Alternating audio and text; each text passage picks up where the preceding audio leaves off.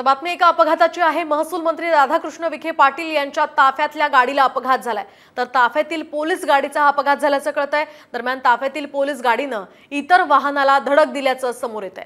संगमनेर तालुक्यातल्या समनापूर गावातली ही घटना आहे। पोलीस वाहनातील 2 पोलीस कर्मचारी यामध्ये जखमी झालेत। विखे पाटलांचा ताफा समनापूर या गावातनं संगमनेरकडे जाताना निघाला होता आणि त्याच वेळी हा अपघात घडलाय। जखमींना सध्या उपचारासाठी संगमनेर इथल्या खासगी रुग्णालयात दाखल करण्यात आलं।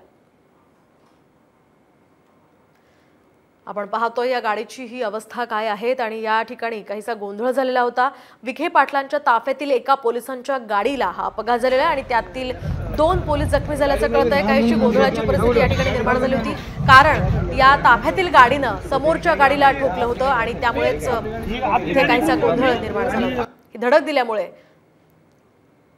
हा अपघात झालेला आहे। शिवाय काही जण यामध्ये जखमी झाल्याचंही कळतंय।